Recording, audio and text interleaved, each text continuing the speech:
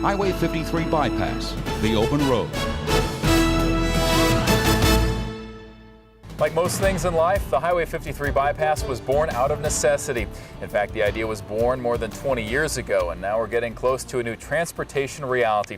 Hello, I'm Chris Earl. And I'm Judy Clark. Welcome to our News Center 13 special, Highway 53 bypass, the open road. As Eau Claire has grown, so too has traffic, and Hastings Way can no longer handle the load. Over the next half hour, we'll show you how the project went from the drawing board to an open road. There were some battles along the way and plenty of planning. We'll take a look back at the politics of the project, the environmental impact, and even what the bypass will do to businesses in the area. And we'll also talk to some of the key people involved in making the bypass a reality. Since it began, the bypass project has taken thousands of days and millions of dollars to get to this point. Here's a look back. In the years and even the decades that the Highway 53 bypass project has been planned and eventually executed, the progress has taken powerful pushes at times. On July 21st, 1998, then Governor Tommy Thompson announced that the project would be moved up 2 years with scheduled completion in 2006. The following June, the city of Altoona passed its approval for an exit at Highway 12, providing a key link between Altoona and the new road. As land was purchased, the first visible, not to mention political signs of progress, came on April 29, 2002, when then Governor Scott McCallum appeared at a ceremony days before the first dig. High priority project that's going to help the economy of the whole area. Early 2003, concerns in Madison as lawmakers were considering sending state money away from the 53 project to the Marquette Interchange project in downtown Milwaukee. All right. The northern stretch of 53 was open for gubernatorial business on June 22nd of 2005 as Governor Jim Doyle cut the ribbon. This project is badly needed, and it's the result of a lot of hard work. And in these final months, the Altoona interchange has been finished up as signs are being put into place. As we mentioned, politics played a huge role and at times threatened to halt the highway plan. From Milwaukee to Madison, Eau Claire to Altoona, many elected officials had a lot to gain and a lot to lose if the bypass was built. News Center 13's Andrew Fefer explains. For at least 30 years, people in northwestern Wisconsin have been debating the best way to build a 4-lane freeway connecting Eau Claire to Superior. Some of the segments have been very controversial. This last stretch of the 53 bypass is the last segment of that freeway and the source of a heated battle back in the 1990s. Back then, the DOT had two plans, the one for this, what they call the inner corridor, and the outer. That second plan would have put an interchange here on I-94 east of the current Highway 53 exit and brought the bypass around Altoona and Lake Hallie. There will be a walkway along the river. Larry Sturz, who served as Altoona's mayor at the time, was convinced the outer corridor was the better choice. We felt the cost that the state was giving at the time was a better option for the state also, not just for this area. Putting a road to somewhere that takes people out of their way, they don't use it as well. We request that the Department of Transportation consider alternatives to the inner bypass. Focus groups came together, and those in favor of the outer corridor even took their viewpoint all the way to Madison. But the talk started to drag on. We could very well have lost the funding for this. Sturz says today he's not bitter because of what happened next. What changed your mind? The DOT changed it. They said it's going to be here. But he admits having the open road through northwestern Altoona will bring lots of benefit to the city during the next 10 to 20 years. You're going to see a terrific development behind us in the River Prairie area. This is definitely the best place that it could have been, because this is the only place that could have been approved. In Eau Claire County, Andrew Fefer, News Center 13. Former Eau Claire state lawmaker Mark Lewis says the only regret he has now is that the project wasn't finished sooner. Somehow, with all the political pressure, a little blue butterfly got tangled up in the path of the bypass. While environmentalists worried about the number of creeks each route would disturb or how cities would devour more land, the rare Carner blue butterfly helped change the face of the Chippewa Valley. News Center 13's Selena Heller has the story. After wintering as an egg, it hatches as a caterpillar. It feeds exclusively on the lupin plant. with tours of the habitat and a lot of educational awareness. And this is a cleared out area that's set aside just for the Karner blue butterfly. Wisconsin is a stronghold for the nationally endangered Karner blue butterfly. And with unprecedented efforts, the DNR wants to keep it that way. We're kind of in a situation where it's kind of up to us to take care of the species because we're the keeper of most of them on the globe, which is kind of special. So probably like never before has a butterfly the size of a postage stamp caused so much of a stir.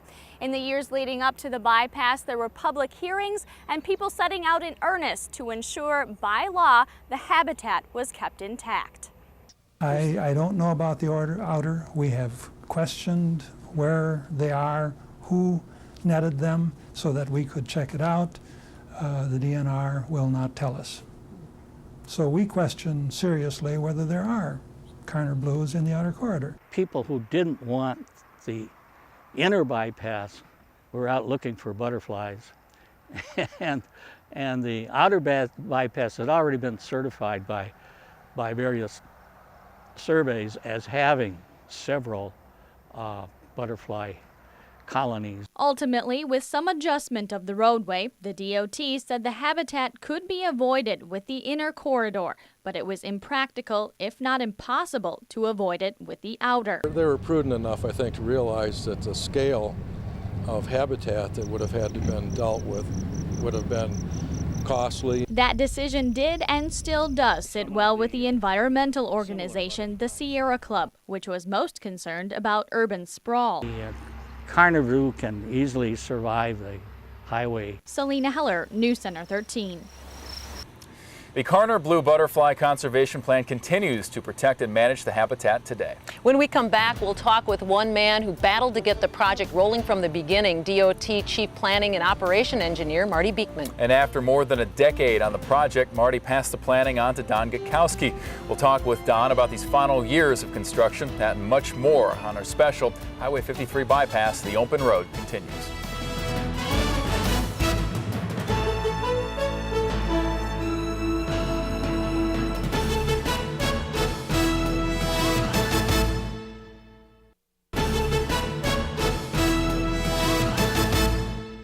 Politics, money, and the environment all had an impact on the new Highway 53 project over the past 20-plus years. But the people who had to stay focused on the project at hand were those with the Regional Department of Transportation office. Marty Beekman was there from the beginning in the mid-'80s as the DOT's Chief Planning and Operation Engineer, but retired just a few years ago. And Marty joins us now. Thanks for being with us today, Marty. My pleasure. How does it feel to be so close to completion on a project that started more than 20 years ago? Well, it is a great happening. You work so long and so hard on a project that to see it come to fruition is a great pleasure on my part, and I can't wait for the opening day. I bet. And were you ever afraid that this wasn't going to happen? Were there moments? Well, it was a complex project, and it involved intense studies over a long period of time, but I think the end product was always a good vision, and it held strong and carried us through. And although there were low ebbs, I always had confidence that it would come through and we'd see a project someday. What were some of the more difficult aspects in planning this project? Well, as I said, it was a complex project. It was a big project dollar-wise, big project that was going to affect not just local people and traffic, but a regional, statewide basis. So there was a lot of interest by a lot of people over a broad area. And like any project, there's difference of opinion, there's difference of values, and hopefully you can carry that through in the environmental process in an objective way so that there's a balance between solving or addressing those concerns, but also more importantly, or as importantly, to fulfill the purpose of the project. And the purpose of the project was to relieve traffic on Hastings Way and to provide the missing freeway link on Highway 53 between Eau Claire and Superior. It was continually be clear in my mind that the inner corridor, the one we're sitting on now, was the best selection and the one that would fulfill that purpose the best. And I guess with that in mind, what do you like best about the design elements of this project? Well, during the studies, there was a lot of concern from neighborhoods, people living next to the proposed freeway, and I know that's not uncommon, and I guess I'd have the same concerns if I were there. The commitment we made was that we wanted to make this freeway as friendly as we could to the community and to the neighborhood it's going through, and I think the design folks have done an excellent job on that, Judy. They have kept the freeway depressed. If you look behind us, you'll see it going through a cut area. Keeping it depressed keeps it out of sight and abates the noise. If you look even closer to back of us here, you'll see the trees that are close to the structures. And that's not an accident. That was done to keep the footprint of this freeway as narrow as we could as we go through this precious area in the Eau Claire-Altoona area. Right, and I guess what will be, the biggest impact be on this area as a result of this bypass? Well, certainly it's going to change the traffic pattern significantly, and with that spurns all kinds of other things. It spurns economic development, it spurns new residential development, it reduces accidents, it reduces the energy consumption because of the more efficient transportation system. So it's a carload of things that I think are very positive, and I'm just happy to see it happening and then see these things take place. All right. Well, Marty, thank you for being here today. We appreciate it, all the work you did as well. Well, thank you for having us. It's been my pleasure, and I'll be here the day of the opening. All right. Thank you. Chris? Thank you, Judy. We're in the final days and weeks of this long-awaited project that will cut down on the travel time for so many drivers throughout the Chippewa Valley. Now, with a little bit more insight on the bypass is Don Gutkowski, who is the Northwest Regional Director for WISDOT. Don, first, thank you for taking time out to join us on this. And for you, how much pride as an engineer do you take in having this project coming off even ahead of time with an August 18th opening for what you're slated for, right? I take a lot of pride with it, and I take the pride with my folks that did the design and the construction oversight with the project, as well as the contractors that did the work. As you mentioned, it is a culmination of lots of years of work, experience, trying to get through the environmental process. That this is unique, and it's a great asset to the community. It's going to be the gateway to the Chippewa Valley when you go into, and it's one final leg of that golden triangle for economic growth and development. And above all, anyone that's driven on Hastings Way, the safety factors of it are going to be immense. Really for both there and for here? Both places, yes. The traffic that comes off of there and comes onto this new bypass, as well as the safety features with the interchanges that we have and the free flow. Now, for drivers who will be on this for the first few times, what are some aspects of driving this that they will have to look out for? They will see some unique features. Anyone that's driven through larger cities, Minneapolis, St. Paul, it'll look familiar to them. Rather than diamond type interchanges where you have the four legs coming out, it's more of a single point where the legs kind of come in together to one point. That's one of our biggest features. There's also a tunnel that takes you to for one of the legs. So some of those features will be unique to people, but I think based on the signing that we have, the marking, it'll go real fast and they'll just enjoy it going through. A touch of vegan and Eden Prairie here in Eau Claire, just from what we're seeing. So. Yes, we're getting to be a big community. And talk about some of the accolades that the design has picked up as well. I'm hearing 3 awards so far, even before anyone's even driven on it. Yes, we won a construction award on the North Crossing. If anyone that's been on that new segment that we opened, the great majestic rock cuts we have there, the inset of the roadway within the terrain, won a construction award, and then we won 2 design awards for unique features that we have, one being the single point interchange that we have with the tunnel, and the other, again, the North Crossing approach that we have for the urban section that have with the rock cuts. Well, it certainly looks great. I mean, even at this stage, and I haven't been able to drive on it yet, really very few have, but I know many people will certainly be looking forward to not just saving the time, but also enjoying the trip as well. Thank you, Don Gutkowski from the WISDOT Northwest Regional Director position. Judy, back to you. Thanks, Chris. Soon thousands of cars will no longer travel through Eau Claire on a daily basis, but is that a good thing or a bad thing? Straight ahead, we'll talk with City Manager Mike Huggins about what's next for local businesses.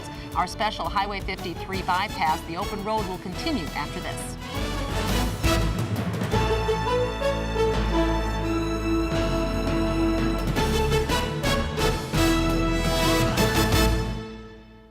If you wish to purchase a DVD copy of Highway 53 Bypass, The Open Road, visit our website at WEAU.com.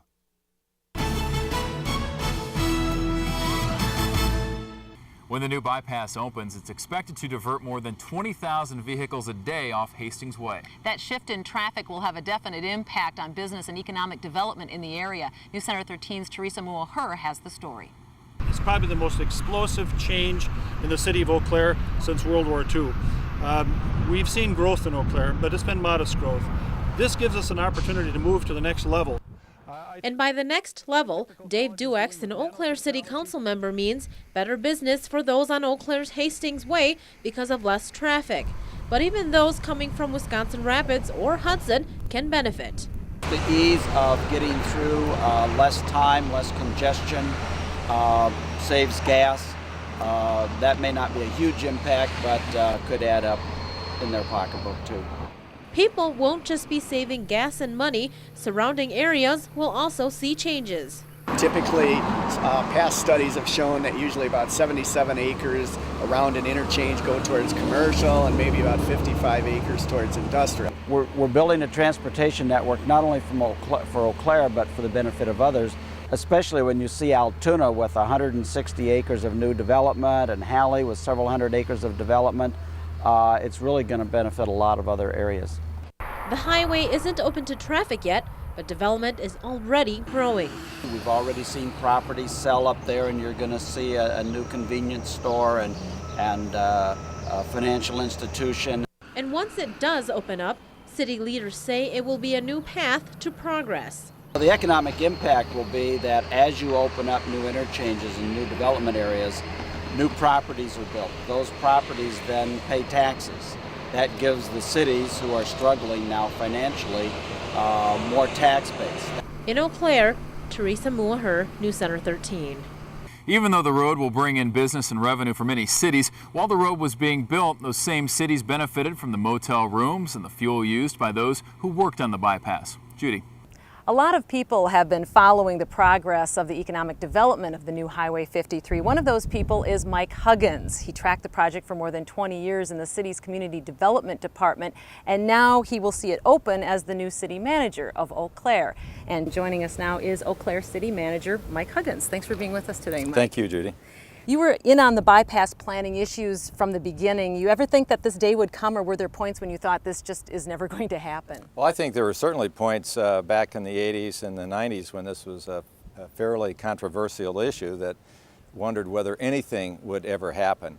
So it's certainly a great day to see this as we approach the opening of the highway. Right. We hear about the economic development that may pop up along the bypass and this highway. Will there be a ripple effect throughout the Eau Claire urban area? I think so. It's the type of thing with the completion of this part of the highway system, and with 29 and 94, I think Eau Claire, the larger Eau Claire community, has a real unique highway system that I think is going to spur economic development for years to come.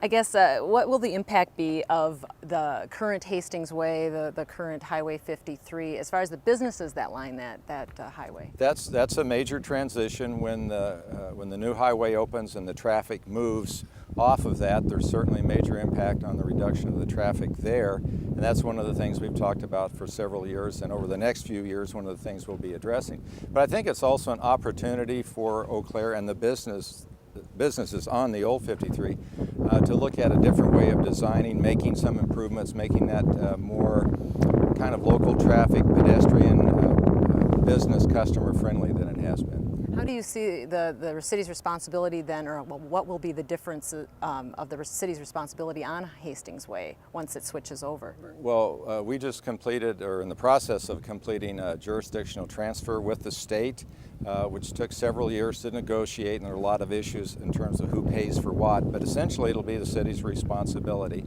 And the result of that agreement, which is really one of its kind in the state, I think kind of sets the stage then for redevelopment of that existing area. Okay, and I guess what do you forecast for the future of Eau Claire as a result of this project? I guess what will Eau Claire become? Well, I think when I say Eau Claire, it's really the broader metropolitan area. I think this sets the stage just to continue long-term solid economic growth and expansion for years to come, really for generations to come. All right. Well, Mike Huggins, thank you so much for being Thank with you us very today. much. We appreciate that. Chris? Thanks, Judy. Still to come, from moving the first piles of dirt to building a massive tunnel and hanging all those signs, photos paint a very vivid picture of pavement. We'll show you some of those images frozen in time when our special Highway 53 bypass, the open road, continues. Keep it here.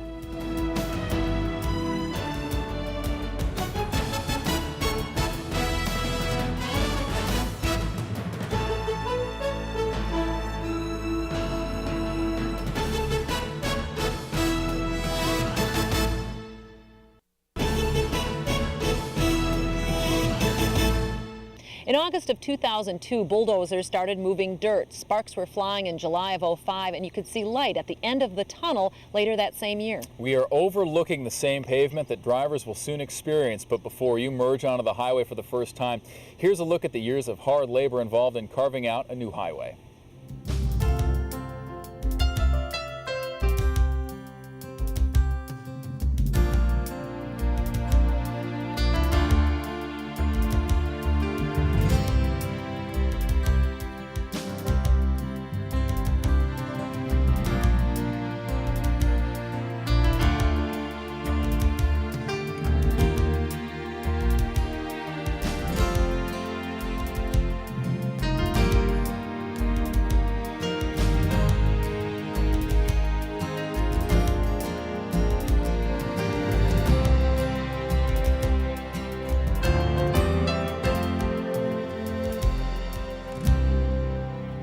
Soon, thousands of cars will fill the empty road behind us. After decades of planning, years of building, and thousands of man-hours, the Highway 53 bypass will become a reality. Despite the politics and economics involved, a project some thought might never be is now the talk of the town and a road to the future. So thanks for joining us, and we look forward to seeing you on the open road.